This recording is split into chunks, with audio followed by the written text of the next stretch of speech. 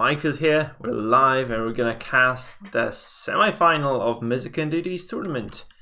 I'm really hyped for that, so let's just see what this tournament brings for us. And we're gonna have very peculiar semi-finalists today. We have Silentia, we have Sis, and we have Mangle from our club, and I think it's gonna be Professor Halo, who is the fourth person there. So it's just quite a nice assortment of people, really. I can't wait for this. It's just going to be so exciting. So let's just get going. Let's just join those. Let's just join the cast right now. And let's just get in.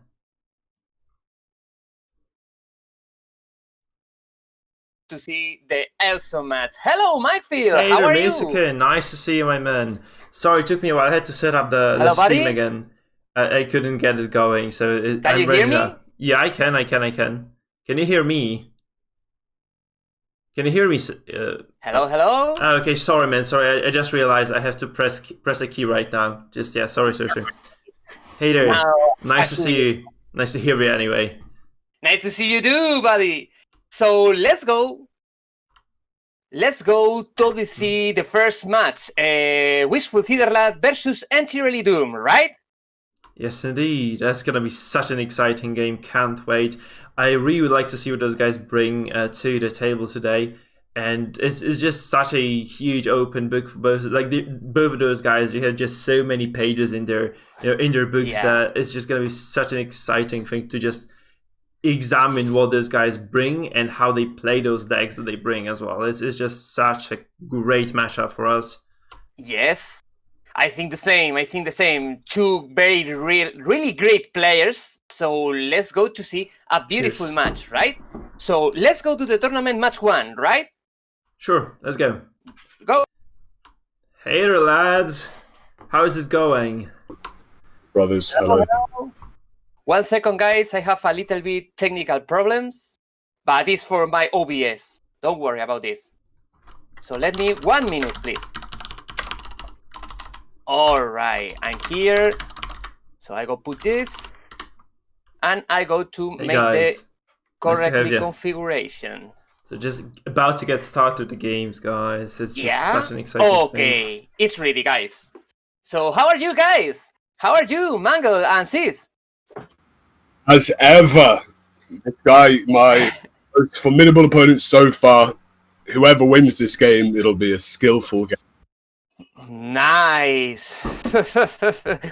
This match is very interesting. So Anti-Rally Doom and Wishful Theaterlad are friends and do the same community. The awesome community of Mikefield, guys. Yeah, awesome community, awesome players, awesome people. Yes. Yes, and both those guys are like probably they are two of the most devoted people to the Butcher Circus. I feel like they've contributed a ton in terms of giving me advice as well, but also in terms of inventing builds, coming up with ideas, and just improving the game overall. Just building the meta to the form we have today. So it's just going to be so exciting to see those two guys, two very different playstyles clash.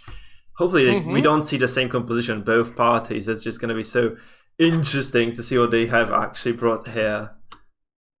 Yes. So let's go to the start the match now, right, guys? So Mangle, for example, you can share your screen for the first match. Yeah, sure.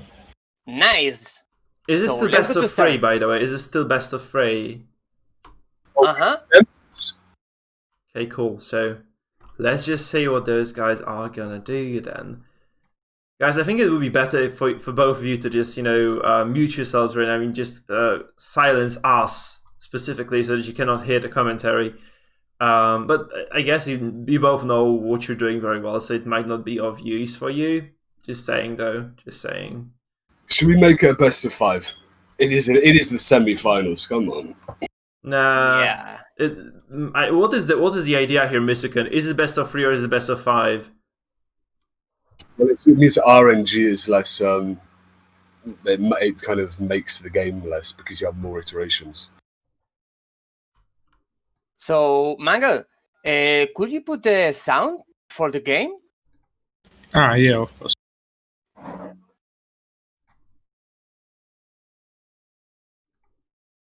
Thank you so much. So, guys, when you're ready, let's go to start. I go put this view, for example, and when you're ready, just tell me and go to see the first awesome semi-final of this madness tournament. Oh my gosh! Yeah, is it's super very exciting, exciting. Yeah, I just can't wait for this. So whoever wins this series is actually going to go to the very finals of the tournament. And they're going to face either Silentia or Professor Halo, right? That's the two. This is the second match of the day for us. So like that's a very exciting matchup as well. And it's just going to be such a great evening, I feel. Night really for me. Yeah. So I'm just really looking forward to both those matchups. I hope we get I hope we get 6 games, honestly. I hope we get 6 games. So I hope the guys go all the way here and that, the best one wins in both of those matchups. Obviously rooting for my boys, which in the very first matchup not going to be that difficult because we have 2 of them here. And the second one, though, it's Halo versus Silentia. I really hope Silentia has something special ready. And he is just going to smash Halo. Okay, I'm kind of going out of the... I should not be saying this stuff. I should be saying objective. So let's see how Halo plays as well, obviously. But this very first matchup here, it's just going to be... There's just a big question mark for me, honestly, right now. So let's just see what those guys are going to do here. All right, so let's go to the first match. Good luck, guys. Good luck. Good luck, guys. So it's Mangled Cadaver versus Wistful Cider Lad, aka CEST. Oh, we see this very aggressive composition from Mangle, actually. I didn't expect to see this from him. He's playing this extremely high damage potential comp, which, is actually very strong about what Ciderlad has brought. So Ciderlad has brought the Zedus comp. So that's a comp that was first played by Zedus.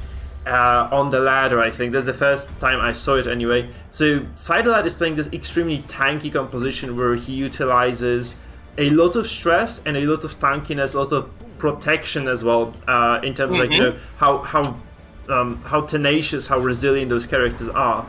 On the other side of the field, we have Mangle's team, which is extremely high damage. We have the Arbalest and the BH combo, which kind of, work very well because of the mark. Then we have the Crusader, who is mainly a stun bot, I believe. And finally the Jester, who capitalizes on whatever the BH cannot punish. This actually works very well for Mangle because he can actually just eliminate those stress damage dealers one by one. He can also ignore both riposts of the MAA and of the Abomination. So if he plays this correctly, I think he should have an upper hand in terms of the compositions. It's kind of a peculiar move from Ciderlad to drop that command over there as well. What do you think of this, Misukun? What do you think of the command? Yeah, I think it's very interesting. It's much better to start to belowing, right? It's the best strategic versus the Arbalest, you see? The Arbalest with the flare destroy the debuff of the mana turns, right? Yeah, so it was a heads-up play really for Ciderlad. CEST made a very good call. He realized that, Mangle probably going to cleanse the stun because he really wants to get going with the mark from the very start, so he really wanted to cleanse that stun.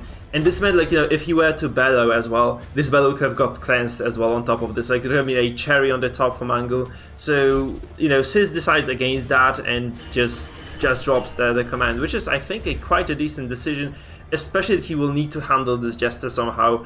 And this composition has so much damage that, sooner or later Jester is going to get the finale, probably next turn.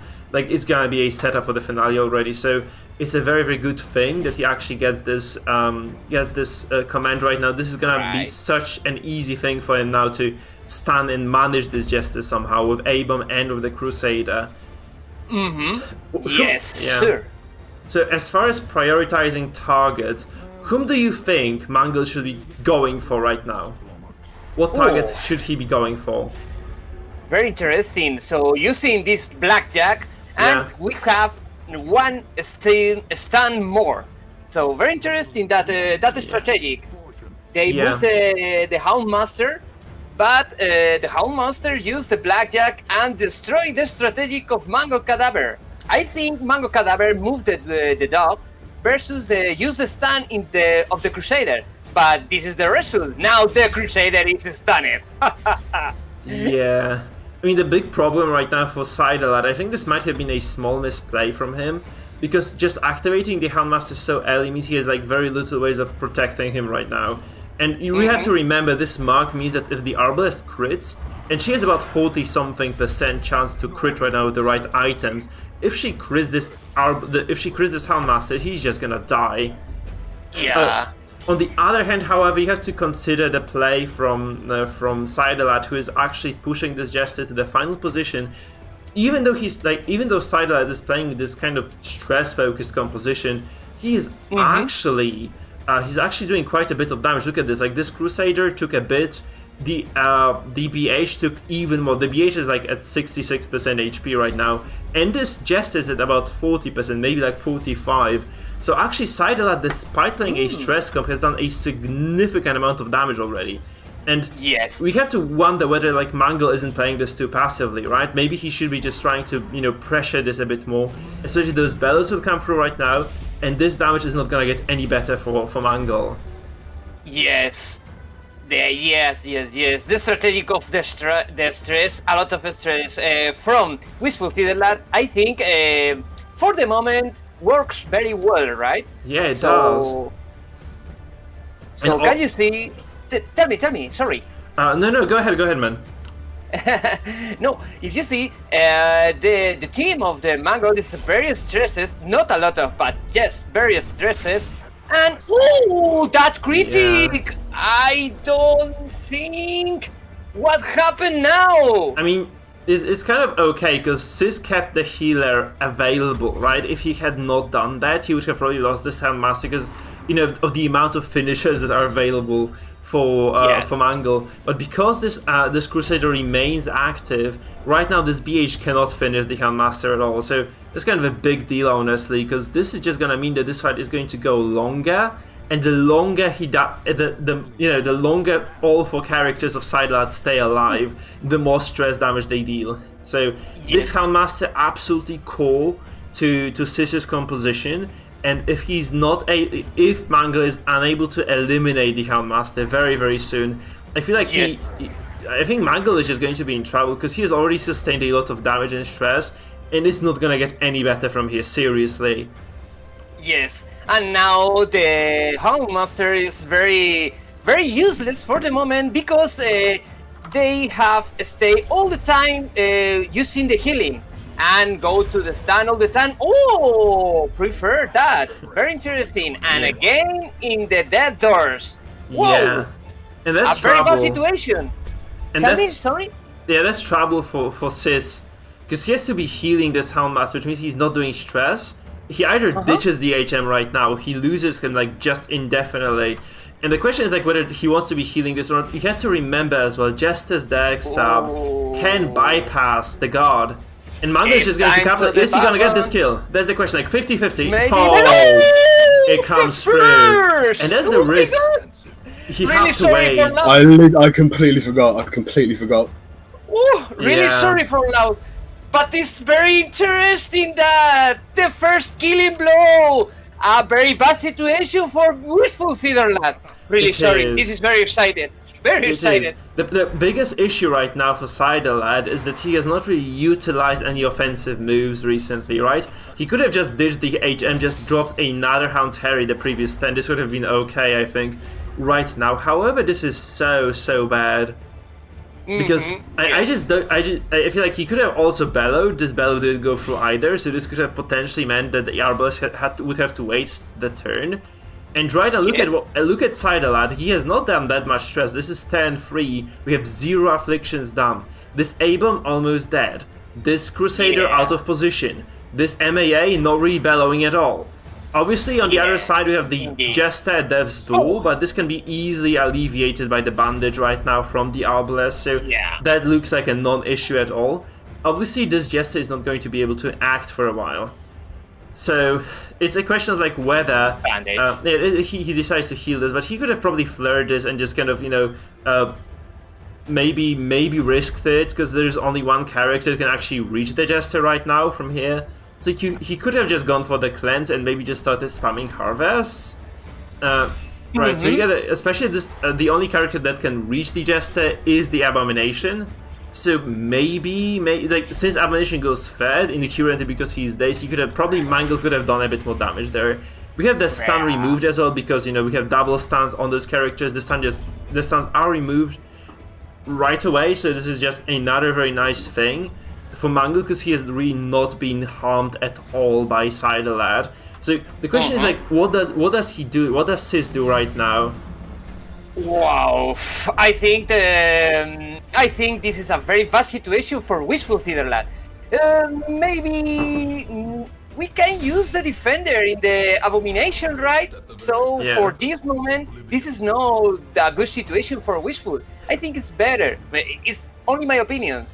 I think it's better use the defender in this situation than the below. What do you think?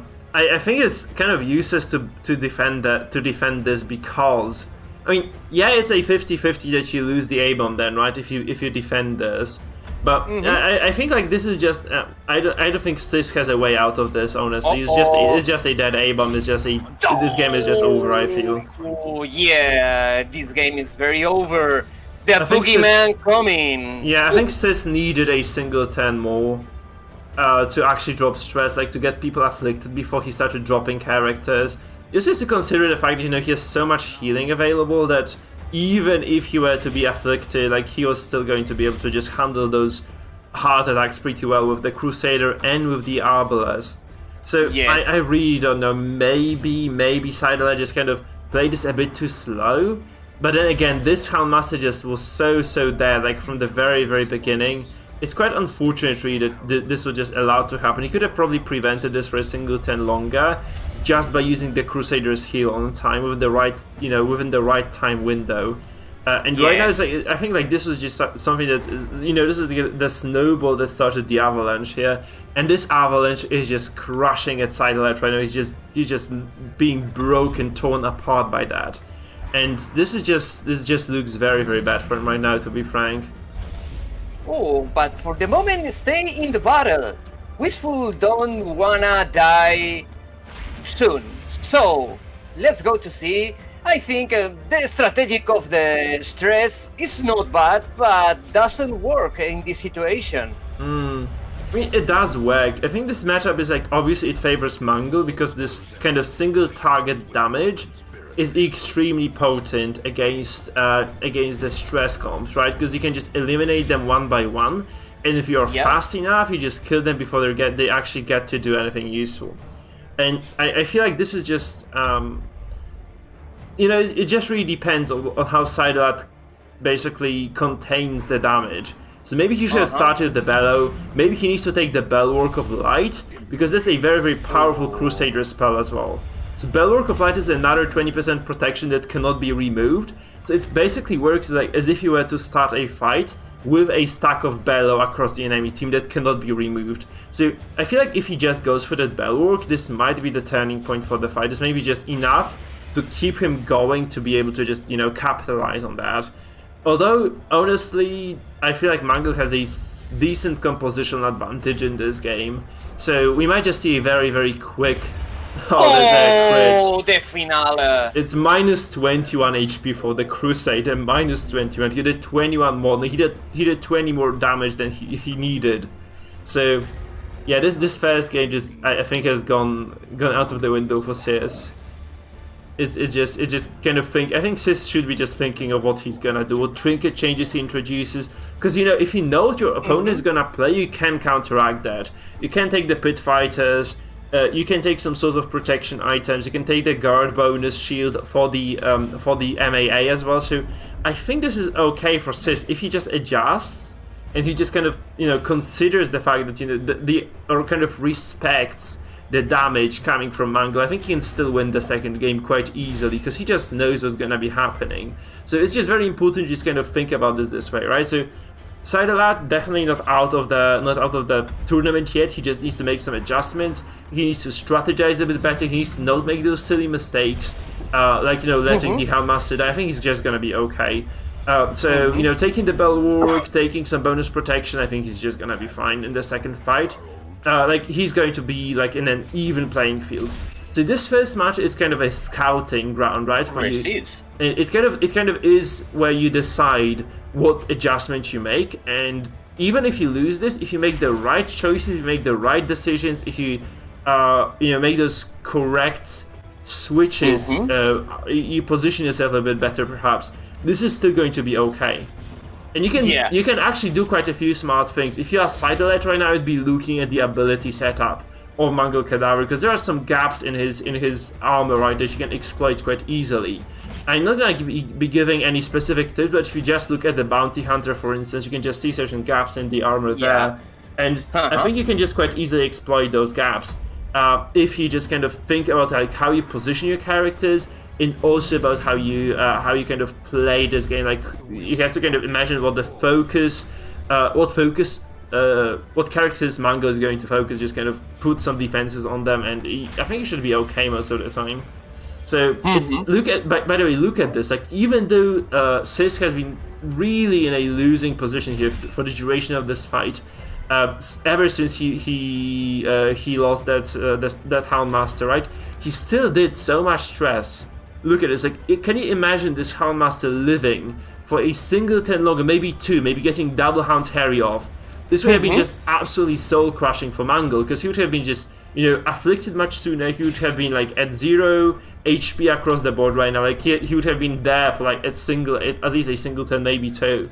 So if you just if you're just able to keep those characters alive a bit longer, you can just eke out the single turn, maybe two. That's an entirely different fight, and I think that's just what Sidelar needs to kind of make happen.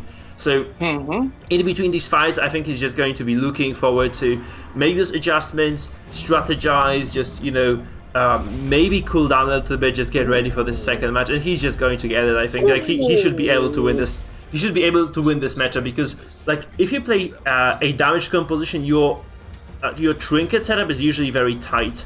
However, however, if you play stress, you have so many options, you have so many possibilities, you have so many alternatives that it's just going to, I feel, it might just favor Sidelar a little bit in terms of flexibility that he has.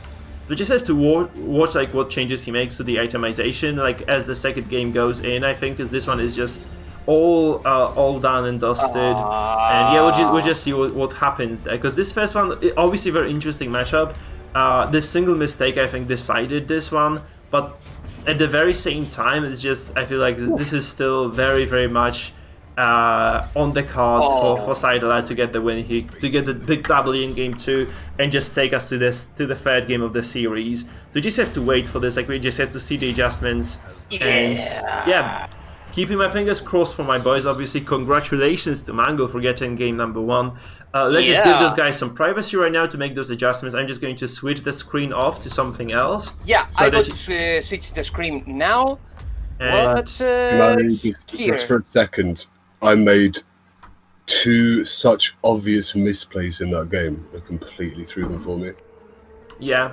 What an upsetting performance by me. Yeah, take your time, man. Take your time. Just reset now and make those changes, make those adjustments, make sure you outplay Mangle, or just at least create a leveled playing field for the second game. Maybe take a smoke or drink some beer or cider, right? And we're just waiting for you guys, so let us know when you're ready. Yes. So, what do you think? Do you want to change the view, Mangle, or you prefer still in Retrosmith? I think it's better if, like, since Mangle has this very stable, good, solid quality of the stream, I'd prefer just to stay with him, because like his stream is just impeccable. It's like probably the best quality we've had so far. Like, perfect. I think we should just stick with him, because this is just, it's just better viewer experience overall. How do you guys feel? So about the game number 1? Thank you. Chat, how do you feel about game number 1? So tell us. Very interesting. No. Excited, very excited. The first match, a very good combination from Mango Cadaver versus CEST. The configuration of CEST, I think, is very, very good. Them. Very, very stressed, and very damaged with dots. But it's not enough versus the Boogeyman and the best jester of the world. Oh my gosh! Woo! Sorry, I take a lot of coffee. Oh, incredible match. So, what do you think about this? Oh, I just asked my chat to kind of bet who is gonna win this. Okay, by the way, if you were to just choose a winner right now, who do you think is going to take the series? Do you think it's gonna be Sis or is it gonna be Mangle? Sorry, could you repeat? Sorry? Yeah, can you tell me who you think will win this? With Windows? No, What who window? will win this? Who will win this in your opinion? Oh, my opinion versus the Mango. Yeah, Oh, who takes the win? I think he had a very good strategic, a very good configuration of players, very good. So the configuration of the CEST is very good too, but the good situation or the lucky is go to the side of the Mango Cadaver and play very well his opportunities, right? Use perfectly timing in the buffon, perfectly timing in the Hound Master, the Bounty Hunter, sorry, and very good use the Arbalest versus the Man-at-Arms. The Man-at-Arms is very dangerous, the Man-at-Arms, but the Arbalest counter very good that hero. Yeah, I think like mostly the Arbalest play was just impeccable. Oh, we're going into the game. Let's go. Let's just see how the second game of the series goes, guys. Let's get into this. This is game number 2 of the series. Mangle versus Sidelat, aka Sis. Let's go. Let's see how those guys perform. Let's see those changes. Let's go to see the second match, guys. And it's gonna be Mangle going first now. And I think this is gonna be the opener where the B8 is just going to grab this Houndmaster, just gonna relentlessly pound the HM until he's dead. I feel like this is just the right opening. Oh wait, never mind. I made a mistake here. I just miscalculated. Sidelat going first, and he takes the stun momentum, right? He just goes for a stun here on this Crusader. So this might mean that he has a tempo advantage throughout the fight, because you just have to use the Arbalest then to cleanse this to reclaim the tempo. Because if you get the stun on Sis's Crusader right now, you deny the second turn from it. It's just going to be not possible to avoid that. We see the Ballad. How do you feel about the Ballad? Granted that Sidelat has very little dodge on his side. How do you feel about the Ballad? Oh, I think it's very best strategic with the Wishful Theater Lab. Start stunning the Crusader. So for this form, the Crusader in this turn can't stun in his Crusader, and maybe they have now the most opportunities to try to make a quickly death blow. Yeah. So what I think, like, the Ballad was not necessary for Cadaver. I mean, unless he wants to be just dropping those Harvests right now, I think he might just be... that's why he did this, because like Harvest has very low accuracy, right? So I feel like Mangle just wants to be using Harvest right now. However, like, whom do you Harvest right now? The Crusader with 70% bleed resistance, or, this kind of seriously bleed resistant MAA as well. Those are not good targets overall. So...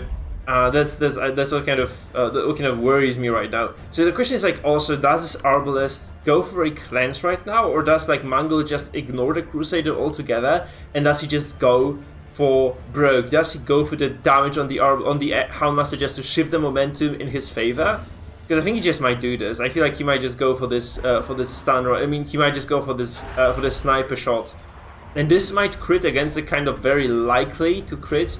And this will mean that there's going to be just very heavy damage coming through, and probably this Houndmaster might just die again. I'd like to see the items on the HM. Like, I wasn't able to look over the trinkets right now, so it would be very nice for us to have a look at the trinkets on the HM, like whether he has actually taken any tanky items right now, since it's an obvious priority target right now. He has no defenses at all. I feel this is very greedy from Sis. I don't really like this. He's super lucky actually he didn't take the full damage here. Like, he could have easily gone to 0 HP, and you can just quite easily prevent this just first of all by taking the Crusader with the Bulwark of Light. I'm very surprised Sis didn't do this. And second of, like, just taking the protection, the Pit Fighters on this Houndmaster just to get some decent defensive advantage here, and just maybe just last a bit longer. you can buy yourself a lot of time with those combinations, right? So I'm very surprised that he actually didn't go for either of those. Now, like, the thing for Mangle is he cannot finale this yet, so this Houndmaster is going to take at least 2 hits before he goes down. So this means that, you know, Mangle has to actually, you know, commit to this if he wants to take this down. And Sidelat is just going to go for this kind of optimal rotation here, I feel. So he goes for a stun here again. And this Jester is not really going to be able to do much this fight, I feel. So we see like very low HP on the Jester. He might just go to 0 HP right now. So that's kind of a good advantage for Sidelat, considering he is playing a stress composition, right? So like if you play with a numbers advantage as a stress comp, you're already very far ahead. So I'm just kind of wondering if he's going to make those adjustments here or not. So it's gonna be a stun on the Houndmaster. This is very unfortunate, because this means this Lick Wounds is just denied. And I guess like one of those 2 characters is going to be able to get the killing blow on the Houndmaster right now, because Sidelat has to heal this Houndmaster again. And yeah, there's just a lot of trouble, I think. I'm very surprised, honestly, that CEST did not go for the Bell Work here, because that's such a potent ability against those high damage comps. Like, you can just deny so much from them. It's just kind of baffling for me. And this defender again, you do not, like, okay, never mind. Like, Mangle doesn't have the tiller, so this is actually safe now, because no tiller means that this Houndmaster is like, there's no way for Mangle to access this other than Caltrops. He can still get the kill with the Caltrops though. He can just go for the Caltrops, honestly. Yeah, that's just a free kill, because he has double execution items, I think. So Caltrops might just be a confirmed killing blow again. That's so strange that he didn't. Oh, this does 0 damage. That's the protection buff coming into play. I think the protection is just so big. So CEST made a correct call here to just be okay with this. Like, this does 0 damage if you have enough protection. So he had enough protection. He probably knew this. So this means that this Houndmaster is kind of out of the woods for a while.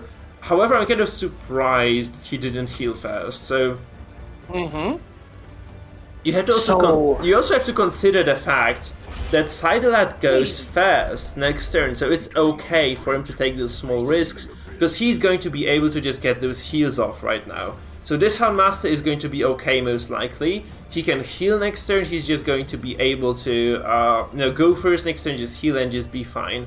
Since there's 0 ways for Mangle to penetrate that guard right now. So the question is, like, does he actually go? He can still do something. He can still remove the stun from the Jester. And this will mean, this is a very good heads-up play, because this removes the stun from the Jester. This means that this is a 50-50 killing blow right now. And there is nothing CEST can do about this. So that's why I'm surprised. That's just going to be probably... Here we go! That's fair. Actually, you have to say this is just fair, because this is the Houndmaster that doesn't die. He died before, he doesn't die right now. This is just very much okay. However, CEST has to really deal with this Jester right now somehow. Because, it's... I mean... No death blow. No death blow, but this is a stun nonetheless. It's just very good control, because this means that, like, no finale is going to be on the cards right now. Also, Sidelat has very good positional advantage here, because his MAA is outside of any stun range.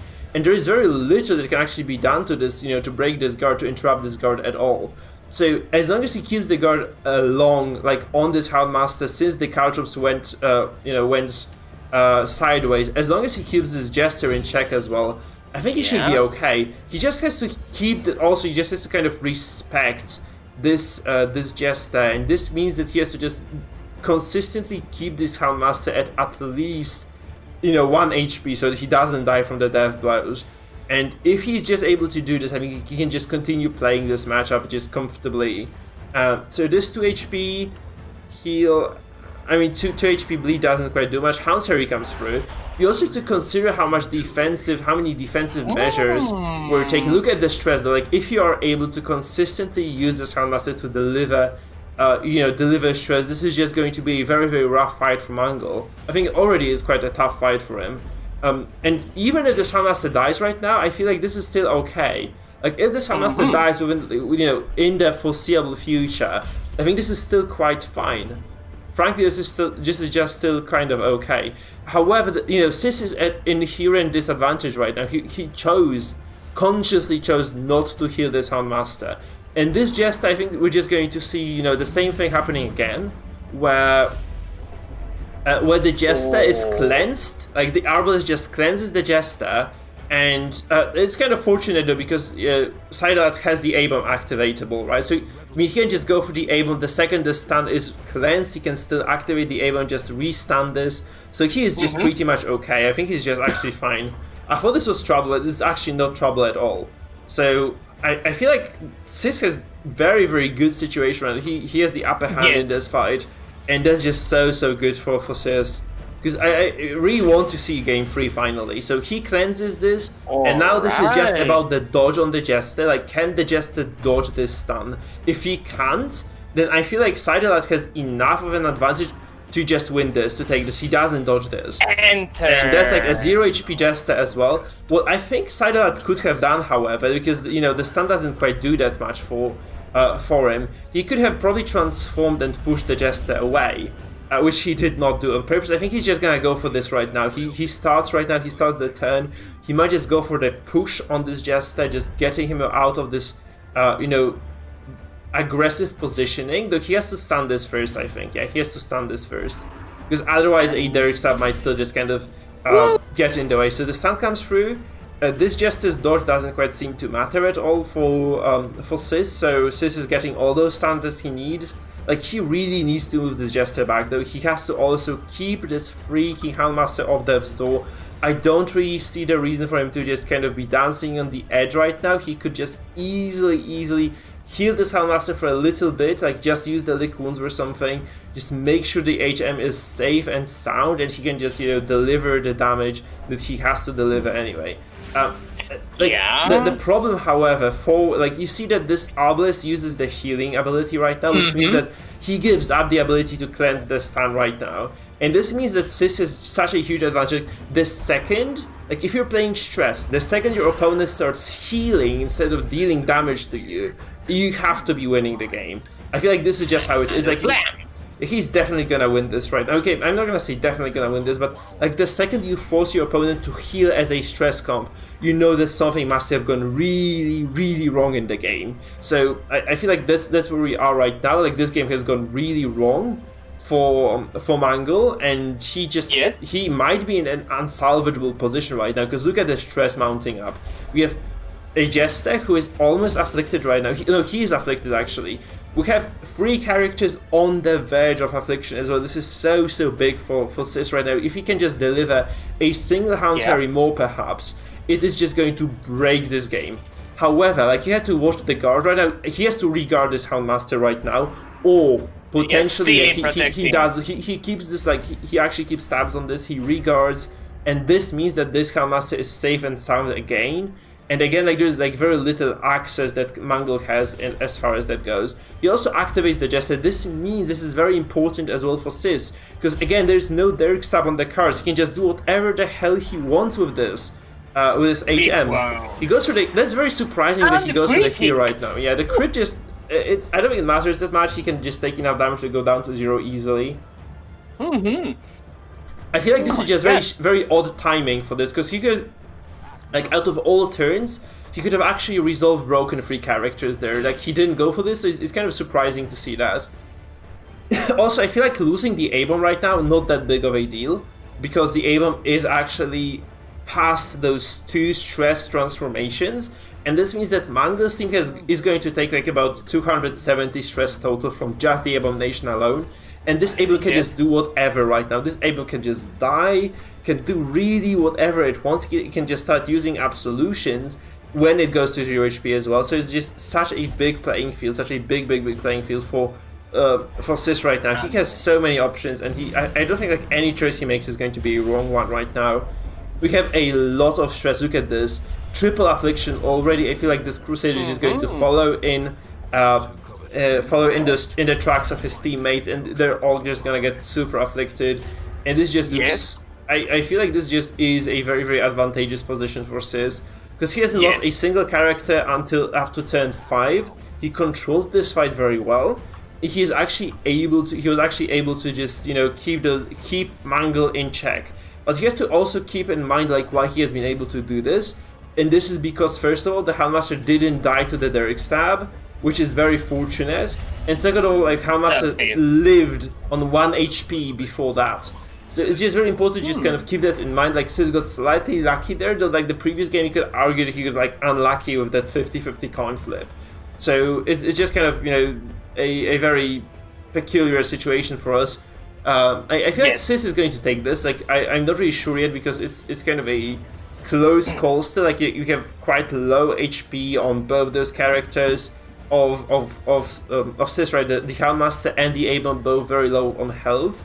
And this might mean that they will eventually drop, right? So as long as he can just keep stressing here, he's going to be okay. You can obviously, like, this is just a lot of stress. Maybe the bleed as well comes through and does a lot of puts a lot of pressure on Mangle. Because he has to be healing this Jester right now. He just has to be consistently healing this Jester. I don't think realistically he's going to be able to get the finale off as well. Because, like, how do you do this? How do you get the finale off as the Jester being positioned 4 right now? Do you bowler right? I think he might just bowler. Or the afflictions come. Yeah, the afflictions just come into play. And that's just very, very big. Like, you can see this. He's healing. If, as I said already, like, I think 5 times this game, if a stress composition is healing this, I mean, no, if a damage composition is healing against a stress comp, it's just such a bad omen. And that's just the worst omen possible right now for Mangle, because he's just gonna get smashed here in this game, I think. He's just gonna get absolutely shattered. And I feel like there's like very little recourse for Mangle right now. He cannot eke out any sort of a lead, I suppose. Because what do you do? Like, you damage his A-Bomb a little bit, he absolutions, and so I think like you could potentially do this. You can go for Jester, Direct Stab, force the A-Bomb to absolution. He's going to be dazed then, and then you go for the BH, and you just that just doesn't do anything. He has such a high damage buff, damage debuff right now, so that just doesn't do anything. Yes, the debuff of the below make a lot of damage in this situation for the Mangle Cadaver. This is a very vast situation for Mangle Cadaver and very beautiful match. Yeah, so I think like he can just play the safe. He just needs to buy some time. So he can just transform back to the human form, just use the healing, play it slow and steady. There is no reason for him to be taking any risks right now. So he goes. This is very strange. I think this is such a bad choice. This is such a bad choice. Oh god. Oh, why? Very fast now. That resist. You just need to buy, like, you have to use this A-Bomb. This Abomination is kind of in there. He used both transformations. You just use him as a meat shield. Can you imagine? He could have soaked up like 3 hits. Instead, he just goes down right away. He's just out of the fight, and this might be the turning point for Mangle again. I mean, he has a lot of stress on himself. Like, he might just get like some terrible act outs and just die to those. But right now, it just doesn't look too great. Like CEST obviously still, I think he's on the driver's seat, but I just don't understand that move. He could have at least forced Mangle to waste 2 moves on this A-Bomb. He wasted a single one only. So I feel like this was just a very bad call overall. Like, this was a risk that he should not have taken, because this just doesn't do anything for, like, if he heals this, like, I mean, if he heals this, it's just basically the same result as the stun, meaning this A-Bomb just lives a bit longer. And the stun was a risky move. This is like you just roll dice for the stun. He doesn't have any stun bonuses as well. This is a 50-50 stun. He should not have taken that risk, and he just paid for this in blood, right? He just paid for this in blood. So kind of an unfortunate turn of events here. Obviously, you know, Sidelat still in the game, still holding very strong. And we have the act outs right now. The Zealous Accusation is actually very good, because this means that there is like 0 control for this Crusader. I feel like this Bounty Hunter might just die. I don't know, like, I feel like he might just, CEST just kills the Jester. He just kills the Jester right now, I think. Hound Harry and resist! This is the 3rd time to resist. Close. That's kind of close. Look at this. The Jester is so close to dying, actually. He's just gonna drop very, very soon right now. We have 2 possible act outs right now. This is so big. I mean, what you can do, actually, this is such a big move. It's such a huge opening for Mangle. You can just move the BH. You can just move the BH back. No, never mind. You can't, because the Jester is just gonna die from stress anyway. Oh my god, he has too much. He has the horror on himself, so he's just gonna die. I think the Jester is just dead. So he could have, if this Jester had like a little bit less stress, if this was just a little bit less stress, he could have just gone for the finale there. Maybe this could actually secures this. Maybe the Jester doesn't die. No, the Jester is dead. Okay, that's so big. That's so big for Sylar, because he just activates the Houndmaster right now. He gets another kill, maybe 2, and this is just curtains for Mangle right now. Such a tense fight though, such a tense fight, despite Sylar having a lot of time to prepare. I feel like this is still super close nonetheless. One resist and go to the flow. Oh, another heart attack. Oh. Yeah, this is over. This is just over, I feel. Yeah, like there is no recourse at all whatsoever right now. You have so many no words can describe this. It's just super. He's just so dead. That's that's stellar stress play, by the way, from Sis. You have to admit, like, he played this really well. Maybe with some like small exceptions, like this A-bomb was very greedy to, like, he was very greedy to just lose the A-bomb there. But other than that, I feel like this was just a very solid play. And the horror, yeah, the rest. It's over. So we are going to Game 3, guys. We're going to Game 3. Who is excited for Game 3, guys? Who is excited for that? Incredible! Yes, very excited. It's gonna be like, I think that's gonna be the first Game 3 I comment tie. in the Wishful tournament. Netherlands win this match and force the tie. Oh my God! Very good play in this situation by the Wishful Netherlands, right? Very good control of the Estrus. And very good control the stance, and the Jester all the time are contrarrested, right? Yeah, I mean, like, if he had lost it, because he could have lost the might not hit. Yeah, hey! He could have lost the Houndmaster there, right? So that's the kind of the problem. He risked losing the HM there. I don't like him taking that risk. He could have... When I did that, I did think, this is potentially a misplay, but also I just thought, fuck it. For once in my life, I'm not gonna get a 25% death blow. For once in my life, it was more than he has the finish on the Jester. It's more than 25. It's I thought, I think it's like 55 or 60% death blow chance. Lucky. I was literally talking to Cherry at that point, going, yeah, fuck me. Oh god, this mistake just fucking lost me the game. It just lost me the game. But thankfully, it didn't. Oof. You have to respect that a bit more, I think. Okay, I'm not gonna give you any advice at this point, right? Because this would be unfair. So I'm just gonna say, like, this is such a tense matchup right now. Those guys are just going head to head, and this might be decided by RNG in the Game 3, right? So whether like Mango is able to deliver that critical hit on a marked target or not, I feel this is just going to be what decides the game. I really wouldn't mind a best of 5. We are in the semi-finals, right? Yeah, so, but guys, rules are rules, man. Rules are rules. I think this is supposed to be BO3 anyway. Misu, didn't you say earlier that you were going to do best of 5 and then 7 in the finals? So you said, thank you to follow my man.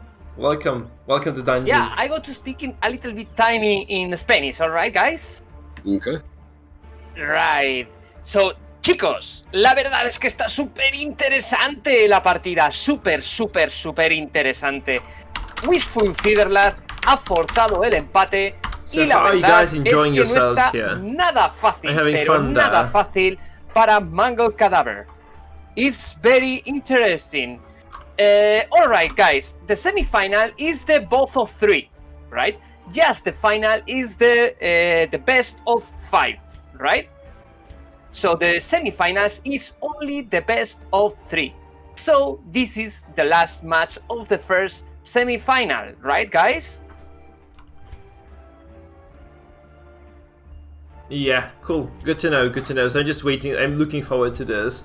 I feel like both guys have to make some alterations there. Like, I feel Sis has to maybe play a bit more defensively. I like to see that. It was like we had a very smart guy playing the tournament before who was just using the protection. Like, he was using the MAA's guard preemptively. Maybe this is the way to do this. Maybe if you just preempt that hook, you can actually achieve more. So if Sis goes first, I'd like to actually see some sort of defensive play, just coming into fruition here. So I would really like to see this, you know, the guard on turn 1 just before the mark lands. Or maybe just when the mark lands, just getting the guard before the damage comes onto the HM, because like 0 HP HM is just such a huge liability, right? Because like you just want to keep the guy alive, and you want to keep him using, instead of using the healing, you want to keep him spamming those Hound Harries. So I feel like this is just very important to remember about this. We're going into game number 3, guys. We're going into the final game of the series. And this will decide who goes into the finals to go against the winner of Silentia versus Halo, and who drops and goes home. So let's just go, let's see this one. Guys. Very good luck, and... Good luck, yeah. Oh, this is from a hair attack in this moment for me. Mangle goes first. Mangle in this situation. Oh my god. Does he have the Tiller on the Arbalest or not? Because I feel like Tiller would have helped so much for him. It would have done so much for him anyway. I really would like to see the Tiller on there. So here, like, we have some trinket changes here. We have the Tiller, so he can bypass guard on marked targets right now. This is so big. That's just so important. Like, he made this change, he made this adjustment. Tiller means that if you attack a marked target, you actually bypass guard. And that's just so important. This is so important. Yes. Very important. Very nice, the change of the trinkets from the Arbalest, for example, with the Mango. Very interesting for can shoot in the defense, right? Yeah, you can also see that he has like double numbing incense right now, which kind of prevents the stress from coming through. So both the Jester and the Houndmaster and the BH actually are running the numbing incense, which means that they are actually going to take way less stress than they would have normally. So this is going to be like way more economy for Mangle. Though admittedly, not that much damage coming through yet, so it's just gonna be up to this Arbalest right now. As I said, he had the opportunity to do this. He should have preemptively guarded the HM, because then the mark would have landed on. Like, I just don't think this is the right strategy. Like, I think he could have easily just guarded the HM before the mark came through, because it's just the obvious target. Like, he cannot actually target anybody else and just spike them out easily. So I feel like if the mark goes down on somebody who is not the Houndmaster, it's just okay for Scissor. Right now it's not okay. Right now Scissor is in a world of trouble, honestly, because 20 damage. Wow. Oh my! Are we just going to see the dead Houndmaster turn 2? Please no. I feel like this is it. Like this just might be game deciding moment right now, because there's like very little that can be done. Like this Houndmaster just dead to rights. He should have been guarded like for a very long time now. So this is just looking super bad for Sis right now. Because this Houndmaster is not gonna be able to get a single Hound Harry off this way. Yeah, this doesn't matter. This is 10 HP Houndmaster, just goes down like so quickly. I feel like this is such a huge misplay from Sis. You'd really want to see this Houndmaster being guarded from the get-go. Like this Lick Wounds, this is just a very small measure. This doesn't keep you alive for long. And I feel this is the biggest issue right now for him, right? Like no matter what he does, he's just going to lose this Houndmaster sooner or later. This Lick Wounds obviously keeps him going a bit longer, so he can just secure this HM for a bit longer than he would have normally. But can you imagine just guarding the HM from turn 1 and just doing his thing from there? Because he could have just been spamming those Harries instead of licking wounds. And insane damage. Yeah, this is the core of Sidelat's composition. Like, let's just be straight here. The core of the comp is this Houndmaster delivering those Hounds Harries over and over and over again. And that's just not happening right now. He gets a single Harry right now, but this could have been like 2 already, and potentially 3 or 4, because there's like there'll be like 0 threat on this HM. It's such a shame he hasn't done that. So yeah, that's just it. Game Human Origins, welcome to the stream, man. Welcome. Nice to have you. Also, Nightfollow, nice to see you, man, as well. Alright. I hope you guys are enjoying yourselves. But the Crusader can heal him. Yeah, he can. But that's just, like with those, he can actually keep this Houndmaster alive. But the Jester goes for the Direct Stab now. We have to remember this. Like the Jester will go for a Direct Stab, and I think he's just gonna go for that. And this means that this HM is just gonna drop to 0 again, most likely. I mean, it's likely he drops to 0. Yeah. No, he has a single HP left. This is so like you cannot understate how big this is. Because this single digit means that this Handmaster is just not gonna die anytime soon. Maybe the time of the abomination, use the slam in the jester, maybe. Yeah, he has to do this obviously, yeah, because otherwise he just gets finale'd. He might just go for a stun here though instead of going for the push.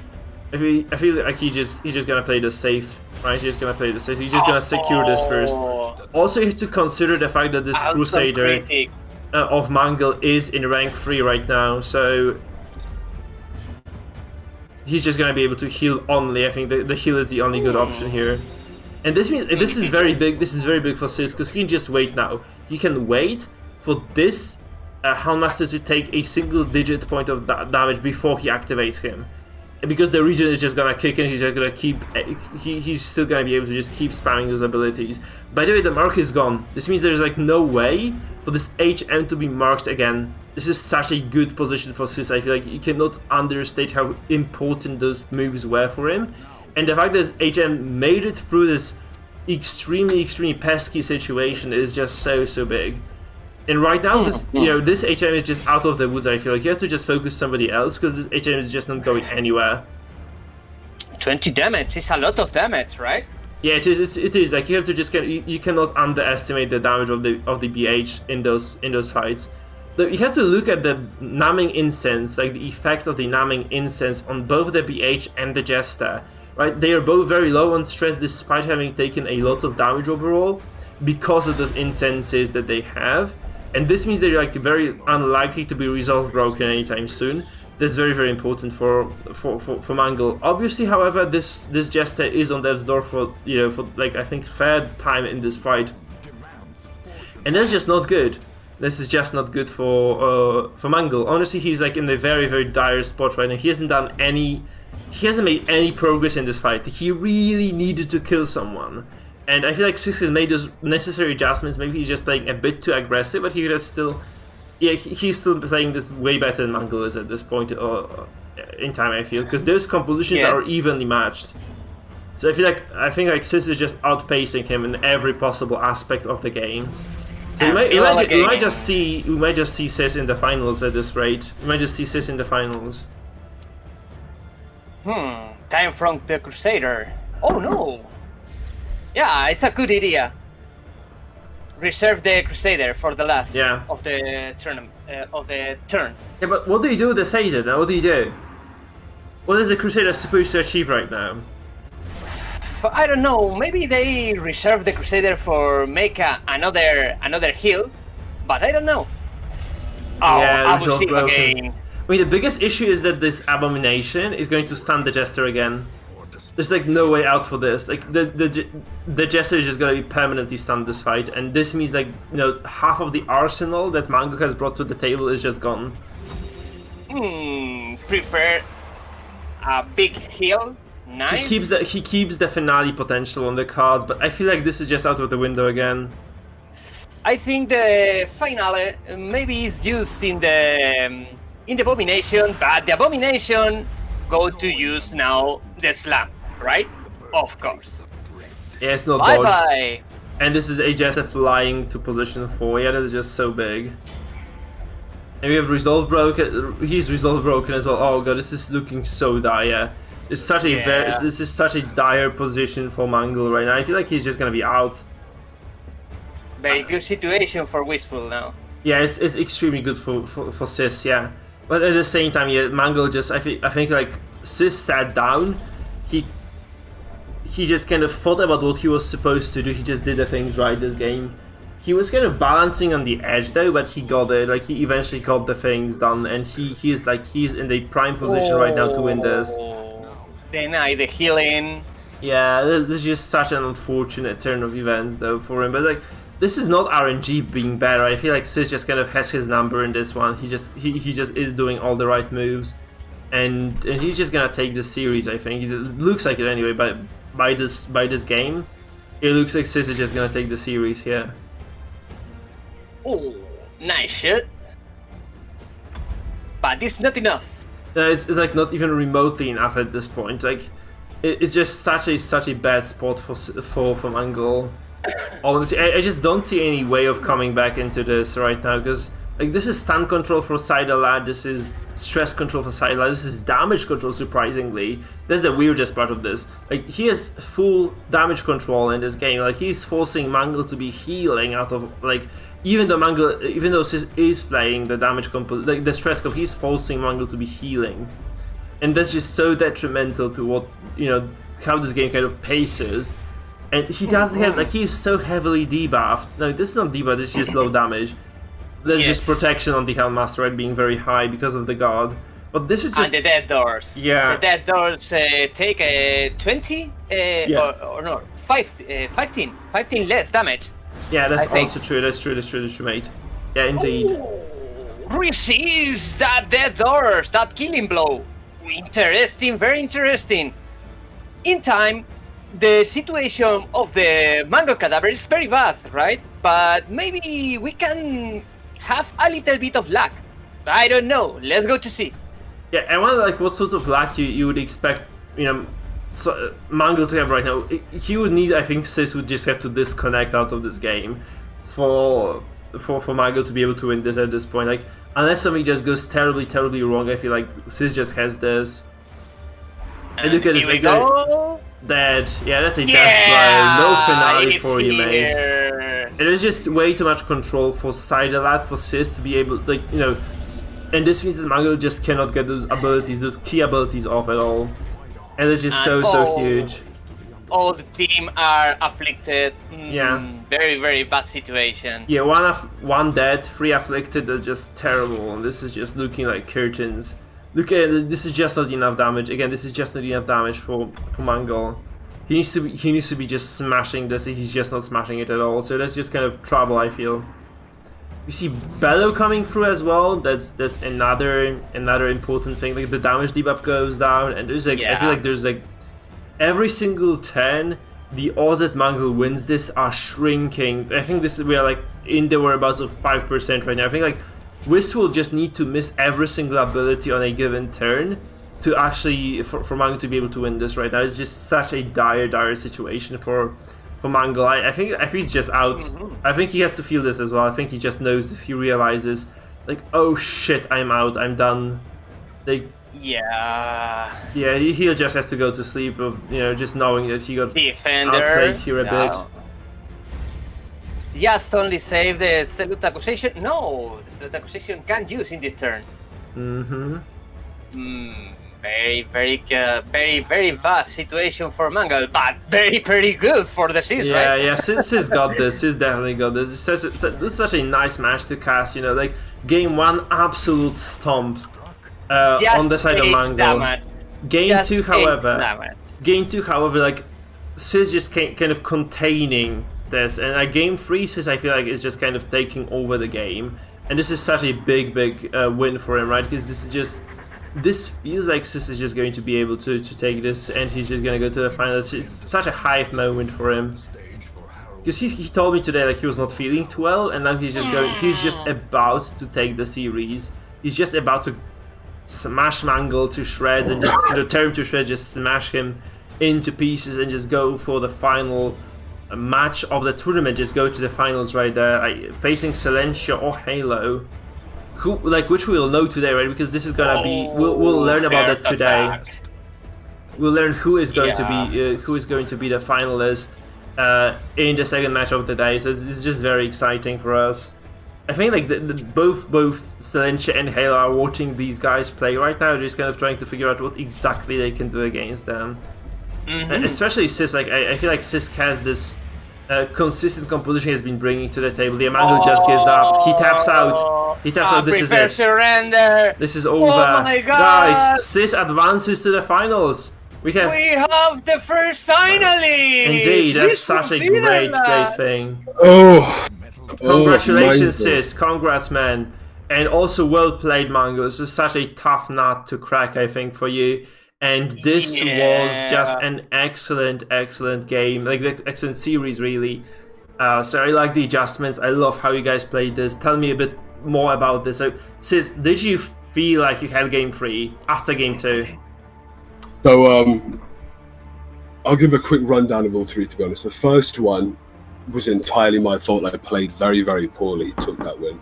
But the fact that I lost so ridiculously there kind of pushed me to think a little bit harder in the next games. So I was, I'd say, perfectly defensive in the last games, just regarding the Jester. You know? Can I ask you something? Because I have a very particular question. Did you consider guarding the Houndmaster from the very first and just picking the enemy and just guarding him from the get-go? It's true. I heard you say that when I wanted to go on thing and say, like, good game, good luck in game 3 to Mangled. But it's bullshit. I don't really think we've got the time to explain why that's bullshit right now. It's about a 3 or 4 turn in the future thing. But it's the difference between me getting an early battle out, which would potentially force an illuminating flare even before I've set a stun down. It also, I can just lick wounds then, you know? I don't need to set him up to a death blow risk. But the thing is, like, you could have seen the Tiller, because Mangle took Tiller for game number 3, and it means, like, if you are marked, you can bypass. No, but I instantly saw that he had Tiller. And I played completely around it. You're right. Okay. Okay. Mangle, how do you feel about the games? Can I ask Mangle as well, like a single question? Mangle, how do you feel about those games? How do they go from your perspective? I think I've made some misplays in the game 3, but in the end, I don't think that it was really possible to win for me, because I just think that it really wasn't possible. It's like seems like really stress is like stronger than anything in the end. I mean, I'm not going to react to that too viciously, but I think if any comp in this was favoured, it would, without a doubt, be the comp that has a Jester in, the ability to bypass guard, and someone that can get 100% killing blow. That's the way to beat stress teams, by locking them down quickly.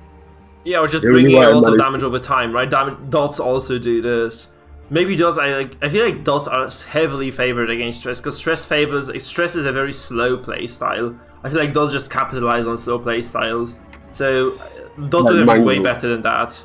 I really. The funny thing is, I was talking to Jinx. I wouldn't like to play like either of our teams. And he literally picked, just from the 4 bullet points I listed, the most annoying things I would hate to see. So like Jester, heavy movement, Arbalest, and they were all there. And Sherry was like, oh, what a twat. It's so good. Well, it's Halo's comp, to be honest. I've just copied it completely because I saw how good it is in the last match, and I really think that this is one of the best comp that isn't stress. And you know what I think lost you for it? You shouldn't have swapped your trinkets in round 3. I think swapping to, you played really defensively in game 3 as well.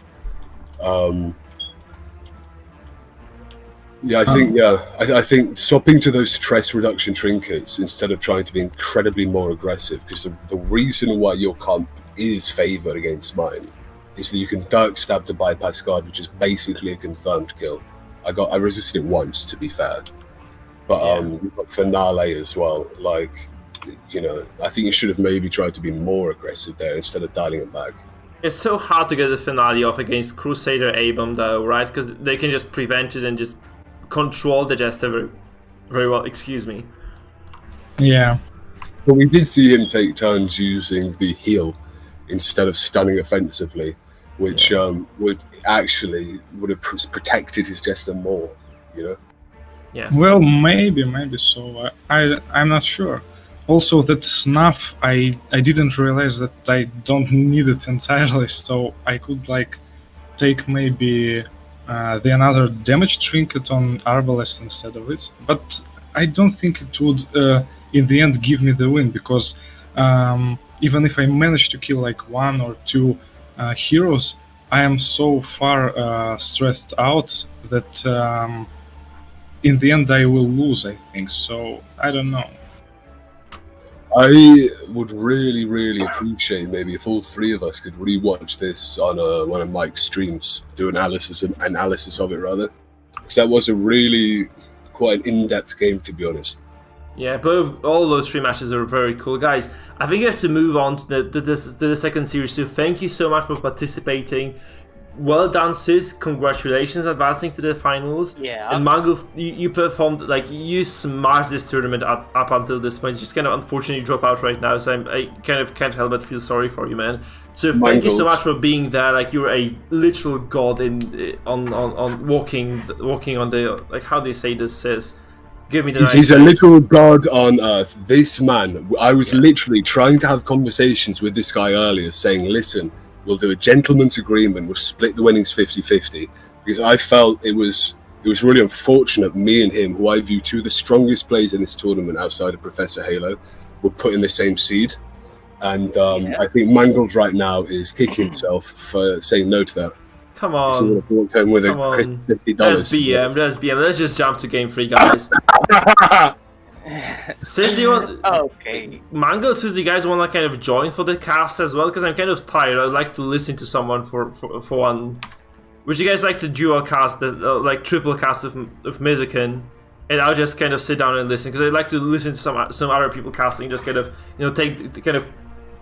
You mean you want to leave right now, Mike? It's Silentia's game right now. Yeah. It's rude of you to leave, man. I don't know. I know. I'm gonna stick around. I'm kind of tired. So I like to listen to other people talk. I'd like to hear Mangle as well talking about the games. Mangle, do you want to kind of join the cast, perhaps? Just cast with Sis? Not really. Sure. Yeah. Mike, if you want to, like, I can do most of the talking for you. Sure. Okay, let's do it then. Don't ignore me if I say, like, what do you think about that, Mike? You know? Yeah, of course. Okay, let's go to the next game then. Let's go to the next game. Yes, let's go to see the next match. Congratulations again, Sis, for your victory, and thanks a lot for coming, Mango Cadaver. So, Sis, do you want to come with us to help us in the retransmission of the next match? Yeah, I mean, Mike's asked, you've asked. It would be rude for me to decline at this point, I believe, brothers, especially coming off that big W. Nice. So let's go to the tournament match 2, okay? And let's go to speak a little bit with Professor Halo and Silentia, the second match of this madness. Hello, everybody! This, in my opinion, is the most important game of the night. I cannot wait. Hello, guys. Let me 1 second to configure this. Very good. And now, yes, we have all the people now. We are ready for see the next match, guys. How are you, buddy, Silentia and Professor Halo? Are you okay? And are you ready for the match? Wow. By the way, congratulations to Sis. Without a doubt. Neither one of you in the finale. How magnificent that game was. Well played on both sides. That was very, very compelling to watch. And well played by not just Sis, but also by Mangle as well. Yes. A very good match. Very, very madness. In the first time, I think, oh my gosh, maybe the configuration of the Mango Cadaver is better than the configuration of Sis. But no, the Sis play very well his weapons and win at the end and is the first finalist. What is your rival? What is your rival? So, very good, guys. And maybe we can start the next match, the next semifinal, right? So, I presume so. We already have each other sent as friends, and I presume we're going to be ready whenever Halo is. Excellent stuff. Yep, I'm ready. Yeah, okay. So, Professor Halo, do you can share your screen, please? So, Silentia, you have a little bit problems with the connection in the to the share, right? It's cleared up a bit. I should be good to stream if we need me to, though. From what I remember, Halo's connection was smooth as butter last time he played. So, if we need me as a backup, I'm fine with that. All this technical talk is making me so thirsty to dive into the ins and outs of this game with you, Mike. I mean, Mike, Okay, this guys. is a ridiculous game. So let's go to start. As you want, Silentia. All right. Good luck. Good luck, Good luck, guys. Good luck. Good luck to both of you. Yeah. Yeah. But mostly to Silentia. You didn't hear that. Okay, guys, let's go to see the second semifinal. And the winner of this match go directly to the final. Yeah. Is a fickle Oh, being. Silentia bringing the Leper lads back into the series. Holy shit, that's crazy. Oh, there's such confidence as well. Leper. Yeah, I mean, I think it works in this particular context here. Honestly, it should be fine. So Silentia starts the match as well. That's very important that Silentia does go first, because he just gets the upper hand in this. Like, he can actually manipulate the battlefield a little bit. And frankly, I feel Silentia has like a lot of advantage here against what Halo has, because honestly, like, Leper just does way more damage than the Crusader, and Yeah, I mean, look at that. And normally, you don't want to push that Jester into rank 2 there, but boy oh boy, Silentia knows what he's doing. He doesn't care. yeah. That Jester unable to really pose any threat with Finale yet. There's also a nice pivot on the classic Goliath comp, right? Instead of taking that Crusader, you take the BH, allows you to confirm those kills, also pressures your opponent into healing a lot. Like, because this Leper is just going to smash face, and if this BH is left unchecked, he's just going to execute everybody who drops to 0 HP, and it's not so uncommon to see those 36, 40 damage huge crits. So it's just so big. I kind of have to question this though. We have to question the idea that I need to quiet the stream a bit because it's too loud. Professor Halo, let's go to the directly damage. Yeah, I feel like he could have actually dropped this. He might, like, okay, let me just kind of recapitulate here. So I think he could have dropped the ballot here because this BH just might die anyway. It looks like the BH just might die like second turn at this point, at this rate. Like, this is gonna be like the Holy Lands. This is going to be the Dirk Stab. This is a dead BH. Wow, he's going forward one more step with that Dirk Stab there, putting him back into Purge range from Silentia. Not sure if that didn't run through his mind, not sure if it did. But it looks like that Jester won't be getting Finale off for 3 or 4 turns, Mike.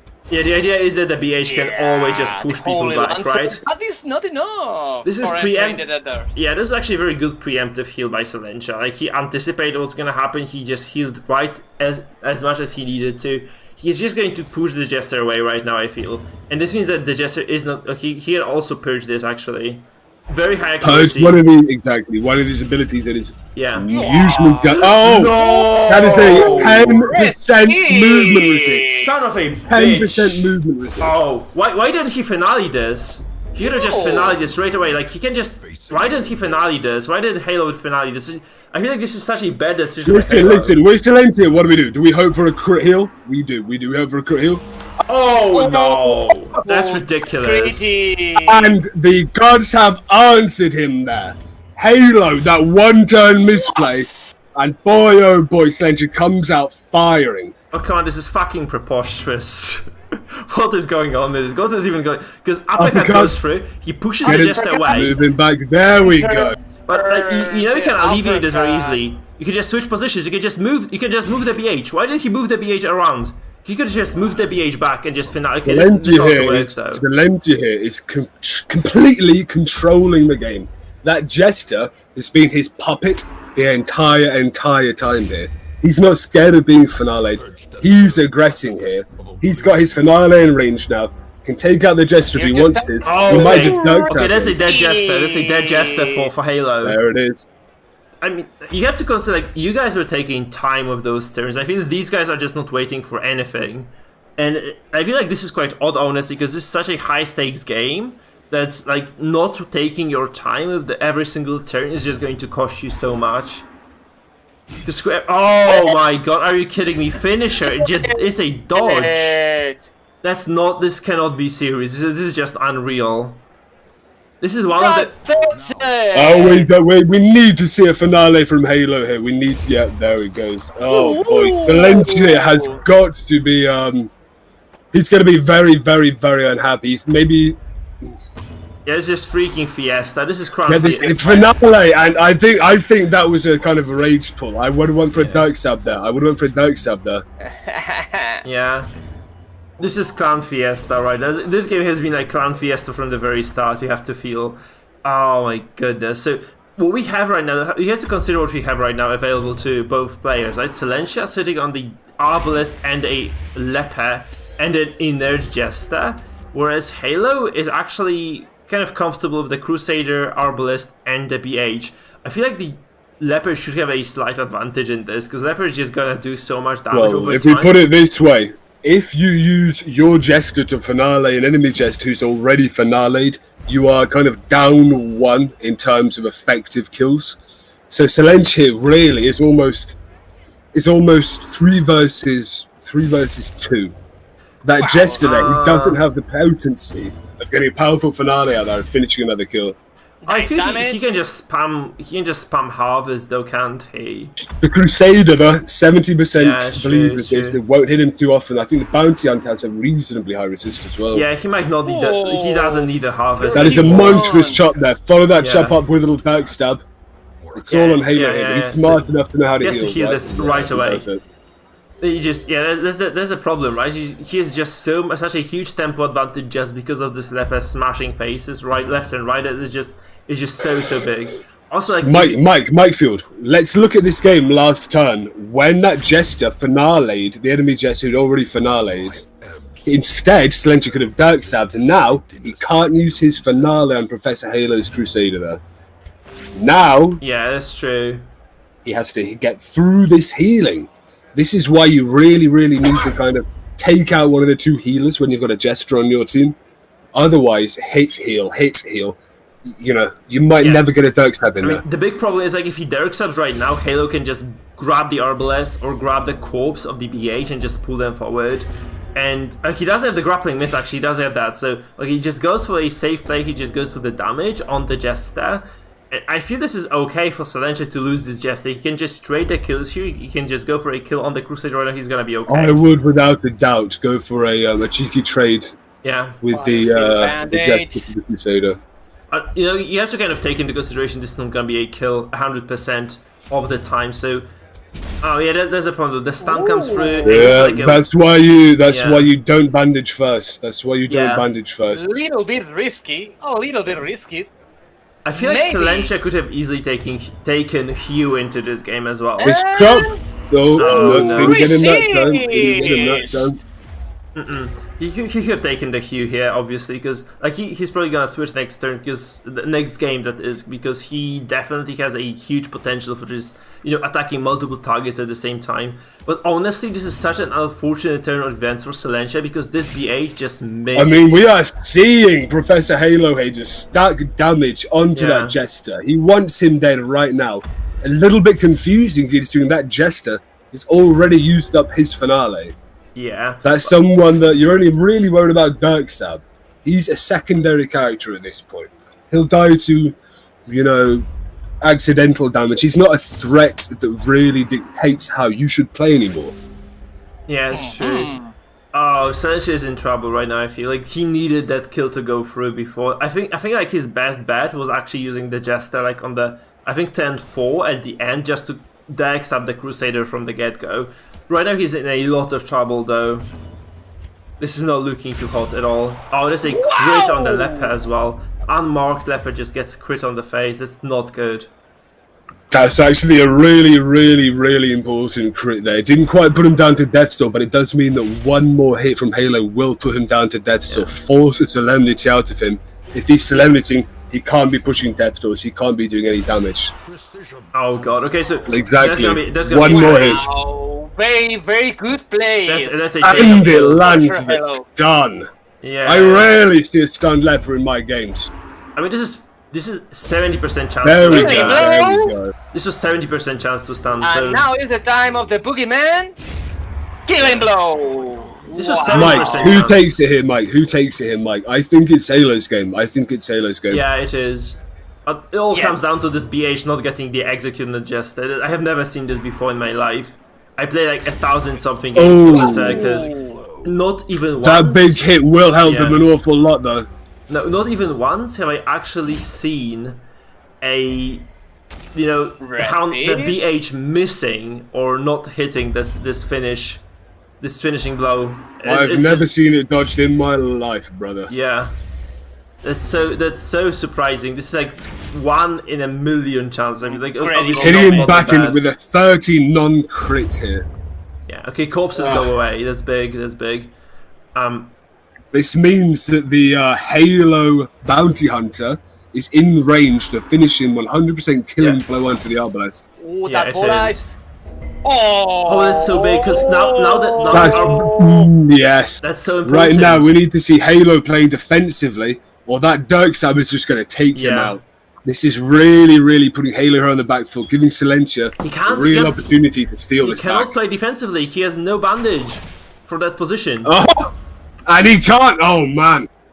This is Silentia's Let's game roll the right dice, now. Mike. Roll the dice. Blow at him for me, baby doll. Dead. We're gonna get Snake Eyes. Yes, he gets it. Oh my goodness.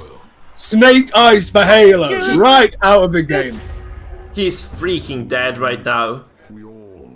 He is Danzo, guys. He's Danzo. I think, like, unless he moves the corpse, he can still move the leper corpse and win. This is the only chance he has right now. He just has to move the leper corpse. Get the... Oh, yeah, that's what I was talking about, right? That's very important. This is so big right now for Halo. So Silentia was actually... Hold on. We say it's not quite enough here for Halo. can't use the We healing. will see a Halo throw out a bowler, kill the Jester, kill the Arbalest. He is a little bit more protected there. Wasn't hit by the first bowler, only being hit by these Dirk Stabs. Not doing a giant amount of damage. No. 7, you know.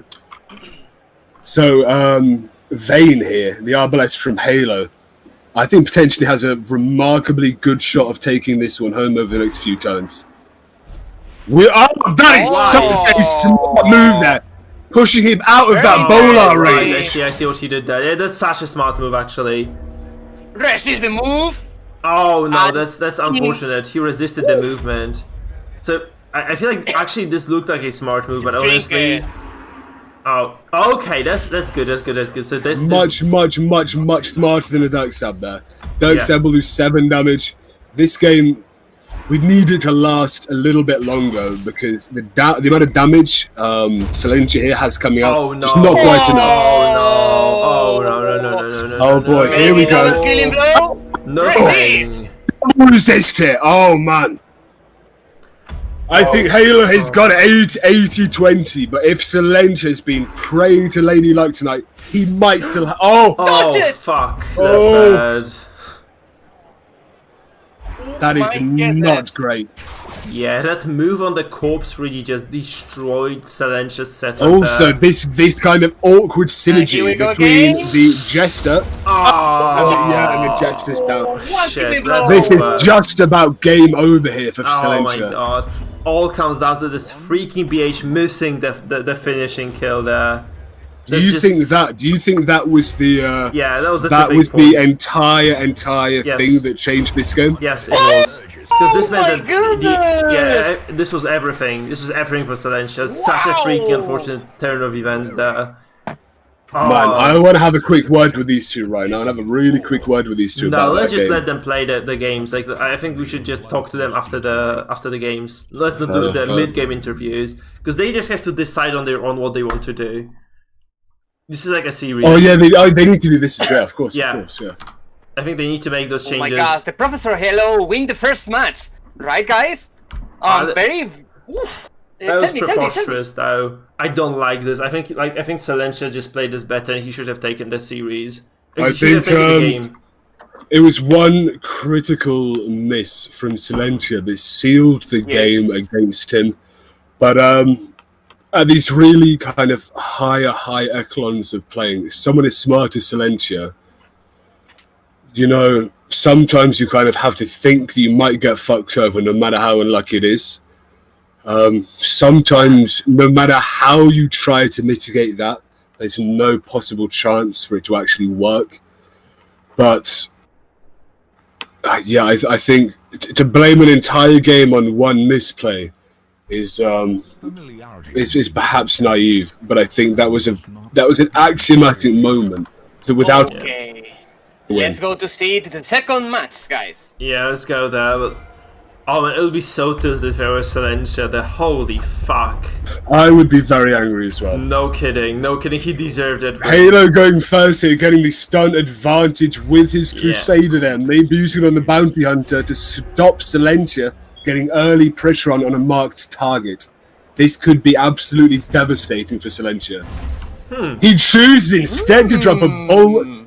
You know That's what? very Into good. turn that will pay dividends. That will. Yeah, it will definitely pay dividends. Those games were very long before. Like, I feel this is just a very good idea. I was actually wondering why you didn't go for that. Why didn't you go for Bellwalk there? Like, in your games against Mangle, seeing what he was playing, like, why didn't you go for the Bellwalk of Light? Because I was just kind of questioning the choice very much. Stress. Let's not talk about that now because we're in a game. Yeah. Sure. What are we going to see here from? He's going to drop it. I don't think this battle ballad is entirely necessary. I see why he would want it just to focus down that Jester. Yeah. But I think for this first turn here, you want to be applying a lot of pressure. I think a Harvest there would have applied quite a bit more pressure. Come here. Okay, we see a big. And exactly big with this change. come hither here, that Harvest would have had more DOTs over it. Yeah, Conqueror is kind of big, honestly, for what Halo is doing here, because like a single Mocom hither, and suddenly this leper lands in position 4, position 3 that is. That's actually quite important for him to get this. So, like, what Silentia needs to do right now is actually just to shoot this freaking BH, and then finale, because here's the Jester. I mean, like, I was just about to say to you, Mike, BH. No, I mean Arbalest into the enemy bounty hunter. Exactly. Oh, not such quite a enough. low hit. What the fuck? Not quite enough there. That really is not. It would have been lucky to get the kill, but it really would have given Silentia an incredibly early lead here. Yeah. Oh god. That's A creepy. monstrous crit there, pushing him so far out of finale range that his Jester being in position 1 right now is actually more of a detriment to him than a positive. Yeah. But you have to remember, I feel like Silentia crit the heal in the previous game as well. I think this was Silentia, right? Critting the healing on the Arbalest, just... Now that is a very, very, very good pull. Yeah, it's That Arbalest has got very high move resist there. like, Marking her as well. you have to consider the fact that this leper is still in trouble, right? A single pull away from being useless for the rest of the fight. Almost. This just feels bad. Like, he has to just activate now and just do a lot of damage, but still, like, even maybe a chop that crits is just not enough damage still. He hasn't used Revenge last turn, and this is just gonna... I think this is just gonna be trouble right now, because this Bellwork is just doing work for Halo here. Like, this is a very, very big change. This is a huge adjustment. Without a doubt, 20%, that's a constant bellow on the enemy team. Yeah. It's beyond important. Oof. If that wasn't there, that would have killed her. She would be on death's door Yeah, she would right have been now. dead. She would have been just 100% dead. Because there's no healing available. And now look at Silentia's Jester. Look at how low he is. Oh, God. Oh, man. We really need Silentia here just to not get tilted. To take a deep, deep breath. Realise he can take this home if he wants to. Yeah, can he, though? Because Halo goes He's first. applying constant pressure on that Arbalest. Someone's This going is to a die soon. possibility. Someone's going to die soon. For the first killing blow of the second match, and Yes. And it lands, it lands, Enter! it lands, enter the killing it blow. lands. That is, Unbelievable. I think it was Fuck. in Halo's favour, but still, Silentia, I think it's not lucky to get that hit. I mean, he can still get it back, right? He can just get back at the Arbalest right now with the BH or with the Arbalest. Both of I them mean, have- without a doubt, you There's take a the Arbalest coin here with the toss, extra Maybe killing killing blow. blow. Yeah. Maybe. Oh, no. Yes, it. No coin toss. straight. 50% extra killing blow chance when marked with sniper shot there. That was remarkably lucky there for Halo. It's 50-50. It's a 50-50 against the marked target. Yeah, but it was roughly the same against the Yeah, Jester. yeah, it was indeed. So it's kind of unfortunate, but yeah, you hate to see this shit. But honestly, I feel like Halo just adjusted better than Silentia did in this series. Like, game 2, like, he took the Bellwork. I think he's just playing defensively, and he is doing the right thing overall. unfortunate to see the game going this way for Silencio, but obviously I feel like Halo I think he deserves this in this particular game. Halo. We have seen here Halo pivot his entire strategy based on the last game there, with that very early bulwark of like saving him. I mean, from what we've counted, 2, maybe even 3 death's doors. Yeah. We're only on turn 3. Fine. We're only on turn 3, and it's still paying dividends for him. Yeah. I mean, this BH is dead. This BH of Halo is just done. Look at this. There's just a killing blow coming through from Silencio. Because he's just gonna go first now. He's just going to get that kill on the BH.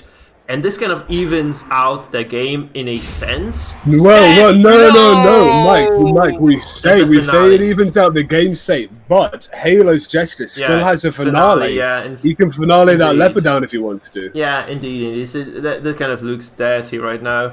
And there's like 0 ways of controlling the Jester for Silencio right now. So I think that this is just going from bad to worse, honestly. I mean, no, do you know what you do? Yeah. I think right now for Silencio, we need to be focusing on getting very close. Oh, we want that Solemnity crit. We need that Solemnity. No, it's just over. Too late. Sadly. Boom, that was a waste of a turn with the illuminating flare there. Sorry. Yeah. The finale enter and the leopard go down. Oh my gosh, this is very bad from Silencio. I mean, Silencio right now, Mike, what are we doing? Are we pulling? Are we trying to kill the Arbalest? Are we trying to kill the Jester? Who's our target? Alt F4. Wow! I'll just step out, honestly. There's like, I feel like he has 0 control over this game at this point. Like, last game he had a chance, like, right now he's just super screwed. Let's not do so, but I feel like this is just super unfortunate that he didn't. If he had traded blows with that, like with that 50-50 death blow chance, he would have still stood a chance. Like that single sniper should have killed someone there. I think that the H, right? This could have bought, or no, this is Arbalest who's gonna die. This would have been okay then for Silencio, but this just kind of the RNG just fucking him over. I think the most pivotal RNG moments here with the 22 was that Kirk stab death blow on the Jester, which was bound to happen, but then followed by the bound to happen Arbalest death blow not going through. Yeah. That was almost a 1-2 punch that Silencio really can't get back from. No. So, like, even games overall, like, I feel like the game number 1, like, the guys are not thinking straight, though. I feel like they both could have played this a little bit better overall, because they were just taking those turns, like, one after the other. This game, though, I feel like Halo has just a decent edge here. Like, he managed to eke out a lead, he's just holding on to it, he's clinging to it really hard, and he's just gonna take the series. Unfortunately for this game, for the series to end like this, because I was kind of hoping for 3 games again, but yeah, that's just how it goes sometimes, I guess. Because it looks like there's... Oh, this is what I wanted BO5's, man. But... or expire. It looks like you know your opponent, yes, and then just Silencio, surrender. So we know who plays in the finals now is going to be CEST against Halo. In the best of 5. Oh my gosh.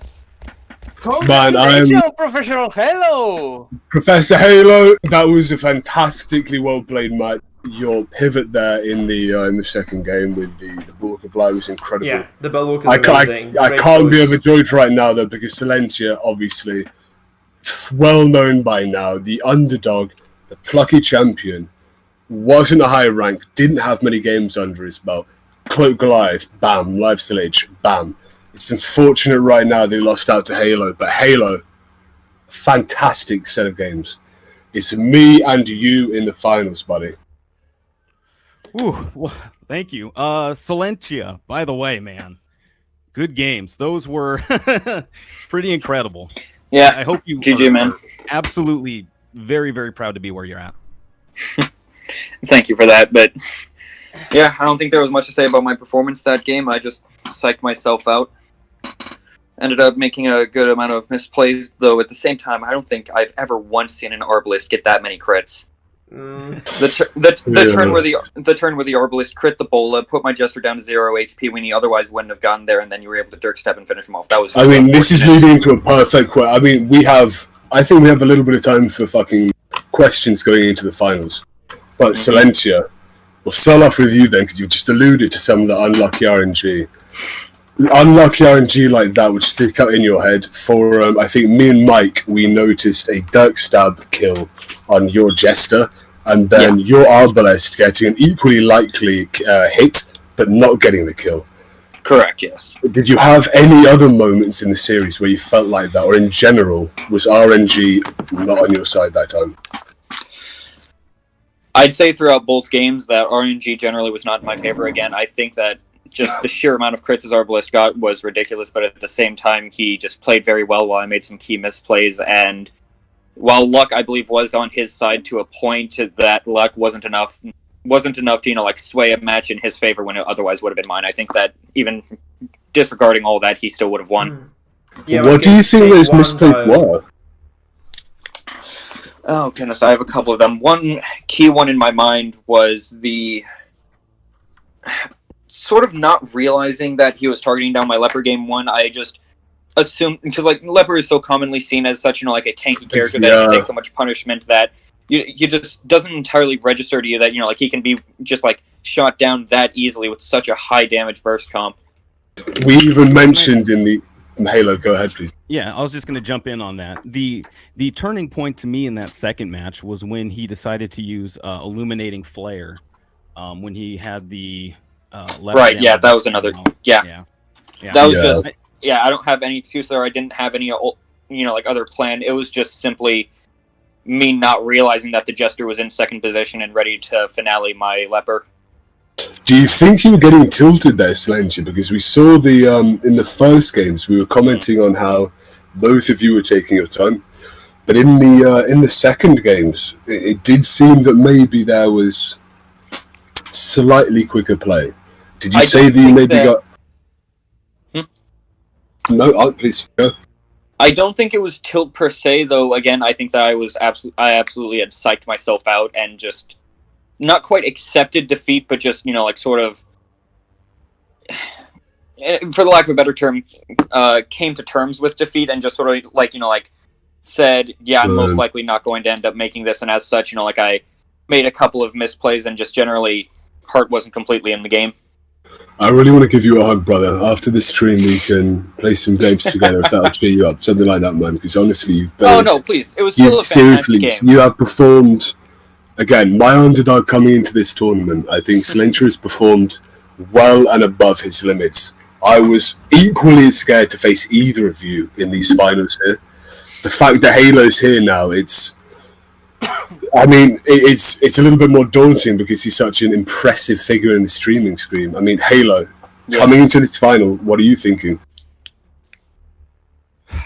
I just gotta do my thing, stay on my game. It's worked out pretty well so far. You could see each and every round the competition level has gotten higher and higher and higher, and it's just taking the time to understand the comp and what your opponent is trying to do. You saw that in that second game. I flipped the position of the Crusader and the Bounty Hunter, just for that very reason, right? You have to be able to pivot, change direction, and account for what your opponent is trying to do. I knew that if my Bounty Hunter was left in that first rank, he'd be moved all the way back to rank 4 and rendered basically useless. So I wanted to really, really make sure that I had that first turn attack with the Bounty Hunter. So I just got to make sure that I can account for all of these different scenarios coming up. And once the game actually starts, get settled in, get my feet underneath me, and just stick to what I try to do. I think... With that is a particularly big brain way to think of the game. Because in my games versus Mangled earlier, we saw him try to pivot. Because I was obviously playing Stress, and he put on anti-stress trinkets, which was an obviously more defensive choice. And I think that actually lost him the game there, trying to pivot off that. But you're right, exactly. Mm-hmm. Your idea of the pivot there, more of a strategic one, trying to place people in different positions based on your enemy composition. This shows an opponent that I quite frankly I need to buy diapers for when I face against. Yeah. But yeah, no, just overall fantastically played, man. And also well played by you too, man. Really fun couple of games there. Mm-hmm. Also, you bringing up how you switched the Bounty Hunter to second position so that he didn't get purged. It just reminded me of your Jester being in first position and resisting the move from the Purge. That just... Yo, that was remarkably unlucky. It was That was there's- very unlucky. Yeah, there were quite a there's few nothing you unlucky can say moments, about that. though, You know, honestly. it's a 90% chance. You know, sometimes you're gonna roll the 1. We You saw know, Cilentro in the his previous game, a match Yeah, rather the as well. BH Had a missing. 5% stun resist. Yeah. yeah. Game But- like I'd say that generally luck is fairly neutral towards me, but when there is when it's nearly guaranteed, the game just says no. Like if they have a 20% chance to resist, it'll usually give it to me. If they have a 5 or a 10, they're gonna get the resist. Yeah, the painful part was the BH not hitting. And never have I ever seen the BH actually That not damage, that land damage. the There's gonna be a killing lot. blow. Like, this is 20 to 31. Mhm. That was just such an awkward thing. Like, I felt Yeah. like you would have definitely taken the game number 1 from there. Like, if you had been able to land that, finish him, just kind of... You had such a huge tempo advantage from there. It was just so baffling. Seriously, I played like 1,000-something games in the Circus, and not even once have I seen the BH not land that finish him. Seriously, it was so tilting for me to see that. Can I be honest with you? When that happened, I thought there was some kind of affliction act out. So I checked. Ooh. You're not afflicted. And hey, what? So I genuinely have never ever seen that. That's definitely not happened in this tournament, at least. So I presume this is referring to the time that his Arbalist was in 4th position, and I had the choice to either go for a Caltrops execute or shoot him with my Arbalist. No, I believe it was the enemy Jester was Mhm. in position 1, ready to finale, but Mhm. you had a bounty hunter with 100% death blow chance. You take him out, you neutralize not only his Jester, but also his finale. And Oh, you right, yes, that situation. you Yeah. missed it. Also, Yeah, that was- we've had a lot of discussion in Discords about miss. It is just 5% chance to miss. Yeah, nothing in the game is guaranteed. Yeah. Even if you have a theoretical 100% hit accuracy, there's still a 5% chance of it missing. Nothing in the game's guaranteed, and I mean, as unfortunate as it is, sometimes that's how it is. Yeah. Yeah, like if I had hit that, I think that the tempo would have swung in my favor greatly. You know, I was able to get a kill, neutralize his finale before he could do it, and then also my Jester was set up to get another finale and just potentially take the game from there, but who knows? I mean, it was a painful thing to see, but I think... this is actually a really great question, I think. Silentia, if you had got in and therefore taken that round, and this goes for you as well, Halo, who do you think would have taken round 3? Oh, goodness.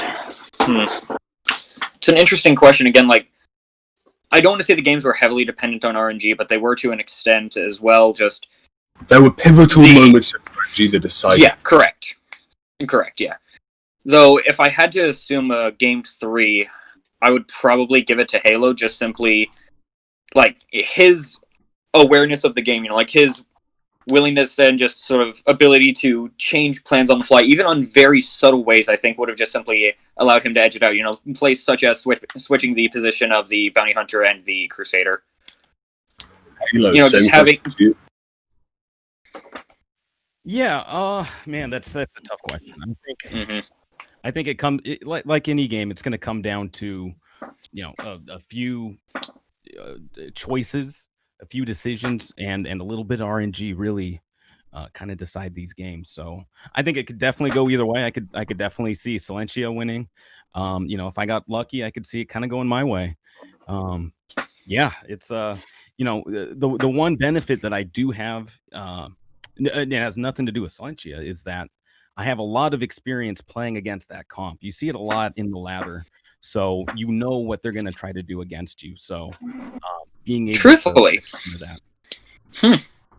I was truthfully unaware of that. This is a comp that I had cooked up myself, and I was unaware that it was so common in a way that almost makes me feel... instead of Bounty Hunter. But yeah, it was something very, very similar. I'd say sorry. Yeah, no, wow. Honestly, like, in a way that almost makes me feel proud that I accidentally created one of the most common in comps. No, I'm sorry, I misspoke. I don't see that specific one, but variations of it, yeah. Exactly. Generally, just like a very high damage dealer. In my case, Leper. You know, you have the Jester for the finale. You have Arbalest to guarantee it with the Illuminating Flare. Then you just have a last character. Yeah, the one thing that I think really would have helped you in that scenario is taking Hugh instead of Chop.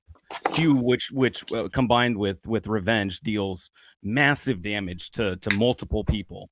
When you have Purge and Chop, you kind of almost have a duplicating skill minus the move. You know, a big attack on one opponent. So that is a fair point. You do get the ability to kind of separate that damage out with Hugh.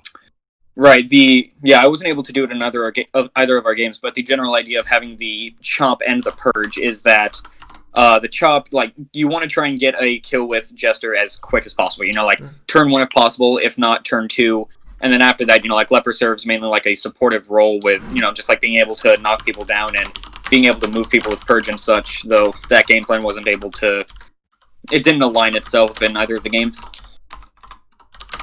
You just generally had too much healing for any of it to go into effect. The use of the double stun trinkets on the Crusader made it so that the Jester pretty much could just never get in position and just, like you played it very well. You had a very smart comp, and I'd say that it thrived. And I definitely, and like you said, luck definitely came into that. You had a Jester with 40 dodge. I didn't use Battle Ballad in either one of the games, and I don't think you were able to get a single dodge out of that Jester. Now, when I played yesterday, man, my Jester dodge... With that, I do believe that I got to get going, but it was a fantastic game, man. Good luck to you in the finals. Same thing with you, sis. Silentia, I mean, it's a pain to see you go, but really... You put yourself down a little bit there, saying you kind of resigned yourself to defeat, but I genuinely don't think you made any major misplays there. You know, your previous series, there were definite obvious misplays. Here, I mean, he just pivoted perfectly against you. Yeah. I'm really not sure what more you could have done given the RNG that I would say the most pivotal RNG was definitely on Halo's side. I got knocked out. Nice. It is how it is. And with that, I must bid my farewell. Take care, everyone. Very good player. Okay, guys. So I think that is all for today. Congratulations again, Professor Halo. And remember, tomorrow you have a date versus CEST. The big and great final of this tournament, right? So tomorrow we go to the last battle. Is the best of 5. Okay, guys, the best of 5 match from tomorrow. And your opponent, Professor Halo, is CEST or Wishful Netherland, as you want. Halo, good fucking luck, brother. Look, man, I am so excited for this. Right. I think you've definitely got this one. Though. No, you made it here for a reason, man. Really, it's not by chance that you made it this far in the tournament. You took down some very, very skilled opponents along the way, and I think we're gonna have a close couple of games here. It's a BO5, actually. I think we will. There you go. Okay, guys. So let's go to say goodbye to the old people, to the tournament transmission, right? And go to see the final status view, right, guys? Absolutely. Yeah, I'm gonna shoot out right now because I just need to go to sleep. See you guys. Was a pleasure casting with you. I hope we can do it tomorrow as well. That's gonna be finals tomorrow, right? So it's just gonna be excellent stuff. Can't wait for that. Right. So thank you for kind of hosting me. Thank you for allowing me to kind of cast with you, and it was a big pleasure. I'm just really tired right now, so I'm just gonna go and go to bed. See you guys. All right. See ya, dude. GG to Halo, by the way. Well played, my man. Good luck tomorrow to both of you and CEST. It's gonna be quite a pleasure to cast those games as well. Thank you very, very much, Mike. I'll need all of the luck. Okay, guys. So let's go to the tournament transmissions. And congratulations again, Professor Halos. Okay, guys. So that's going to be it for me for today. Thank you for sticking around. I hope you guys enjoyed yourselves. If you did, remember to follow and to subscribe. And there is also, if you want to support me right now, you have the option to buy the membership for the channel, which works basically like Twitch subscription. So you get like the free modes, you get like some additional stuff that's not available to non-subscribers. And that's about it. So let's just go to Twitch and host somebody cool right now. Let's do it. Let's just go to twitch.tv/Mikefield, which I'm gonna link you to, and we're just gonna host someone cool.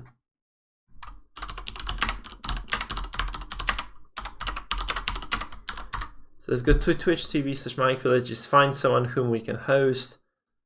And yeah, I'm just wondering whom we are gonna host indeed.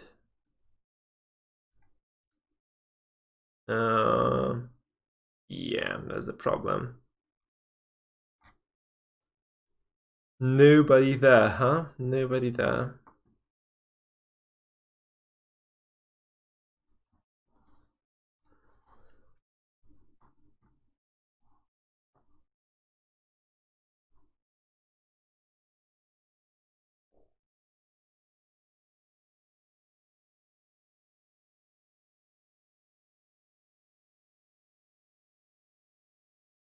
Okay, let's host Azure Wind. That sounds like a cool nickname, guys. Let's just host Azure Wind. Let's raid the guy. So thanks for watching, guys. Hope you enjoy Azure Wind stream, and see you around probably tomorrow. I'll be playing another game though tomorrow. So we'll be playing Dreamscape, I think, because I had like so much fun testing the game. There's gonna be a video coming out tomorrow in the morning if you're interested. And yeah, I had just so much fun playing that I really want to keep going. Let's go for a raid now. Bye bye, guys. See ya.